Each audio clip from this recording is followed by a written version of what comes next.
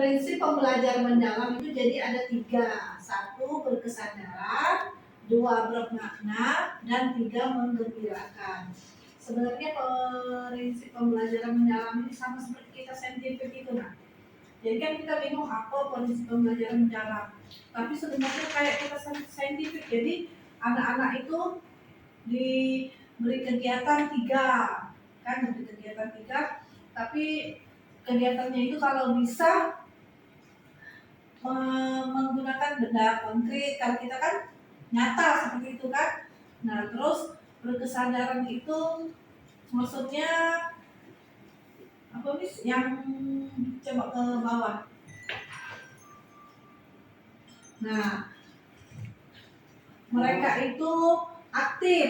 Jadi mereka itu kalau selama ini kan kita mengajarkan dari kita guru kan, misalnya kita anak-anak hari ini kita belajar ini. Nah, kalau pembelajaran mendalam itu sebaiknya berpusat kepada anak. Jadi anak itu banyak terlibat, tidak hanya dengan berfokus pada guru, tetapi anak dilibatkan. Jadi misalnya kita membuat kegiatan, misalnya tema kita sayur-sayuran kan. Nah, dari Senin kita buat dulu membuat sayur-sayuran. Misalnya hari Senin kita jagung, besoknya kita bayam, Rabunya misalnya kita wortel kan. Jadi anak-anak itu mengerti bukan cuma jagung, sayur-sayuran satu macam, tapi dia mengerti bahwa sayur-sayuran itu banyak, dari mulai cara menanam, cara merawat, manfaatnya seperti itu. Jadi anak-anak itu dilibatkan sehingga mereka itu aktif, anak-anak itu. Terus next Miss, next. Berkesadaran. Nah, anak-anak itu nyaman dalam belajar, fokus, kesadaran dalam proses berpikir, ya. Terus kita memberi kesempatan kepada anak untuk menentukan pilihan. Misalnya kan nanti kalau kita belajar kan ada 3 kegiatan untuk anak-anak. Tapi dalam kegiatan pembelajaran mendalam itu anak itu tidak harus melakukan 3 kegiatan itu. Mereka boleh memilih. Misalnya si Alia, dia tidak mau menggunting, dia cuma hanya mau mencocok atau menulis. Dia tidak mau misalnya melakukan kegiatan yang satu. Jangan dipaksa seperti itu. Berarti anak-anak itu harus terus mereka bebas menentukan, aku cuma mau menggunting hari ini. Sudah, dia menggunting aja, tidak harus melakukan 3 kegiatan. Keterlibatan peserta didik dalam mengembangkan strategi belajarnya, keterbukaan terhadap konsep baru, terus ingin pengetahuan dan pengalaman baru. Jadi dalam kegiatan mendalam ini anak-anak itu mendapat pengetahuan yang tadinya dia kan pasti tahu kalau kita menerapkan misalnya tentang wortel.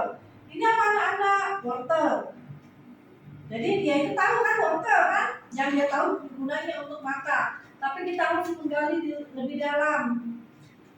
Makanya kita lebih, misalnya ada di sekolah kita ada penggunaan apa namanya tuh LCD, kita tayangkan dulu kan video pembelajaran. Terus melalui benda kita misalnya ada sayuran wortelnya kita bawa, kita sebutkan ke anak kan, itu lebih bagus. Dan juga prinsip pembelajaran itu bermakna, di mana peserta didik dapat menerapkan pengetahuannya secara identifikasi diagnostis. Identifikasi diagnostis itu sebelum pembelajaran kita lakukan. Misal minggu depan kita mau tema sayuran, jadi identifikasi diagnostisnya itu sebelum hari Senin, entah hari Kamis, entah hari Jumat itu sudah buat apa namanya kita buat penilaian awal, pengetahuan awal anak-anak. Kita tanya dulu asesmen awal yang diagnostis beda dengan asesmen awal waktu kegiatan pembelajaran. Beda ya Bu ya. Diagnostis awal sebelum tema kita kasih ke anak. Mungkin hari Kamis, hari Jumat kita tanya dulu, anak-anak sudah tahu belum tentang tanaman sayur misalnya kan. Mungkin ada sebagian yang sudah tahu. Misalnya kita minta, coba sebutkan 5 tanaman sayur. Nah dari situ kita bisa lihat, oh ada beberapa anak yang nggak hafal, cuma bisa 3 sebut. Ada yang bisa 6. Nah itu namanya asesmen awal dialogis. Sedangkan untuk asesmen awal pembelajaran itu waktu kita masuk ke pembelajaran di hari itu, di sebelum inti, di pembukaan. Kan kita bisa tanya-tanya kan, hari ini kita belajar sayur ya. Siapa yang sudah tahu ini sayur apa? Nah, tapi sebelumnya kita sudah tahu anak-anak itu belum terlalu bisa hafal semua untuk satu kelas.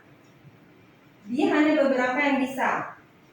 Itu namanya bedanya dialogis awal dengan yang di pas waktu kegiatan pembelajaran. Lalu identifikasi juga dengan dimensi profil kelulusan. Ini penambahan dari bedanya dengan modul ajar. Di perencanaan pembelajaran mendalam kita masukkan dimensi profil kelulusan. Dimensi profil kelulusan itu ada 8 ya Ibu ya. 1 ada keimanan dan ketakwanan terhadap Tuhan Yang Maha Esa, 2 kewarganegaraan, 3 penerapan kritis, 4 kreativitas, 5 kolaborasi, 6 kemandirian, 7 kesehatan, 8 kemandirian. Dami sih. Stop ya.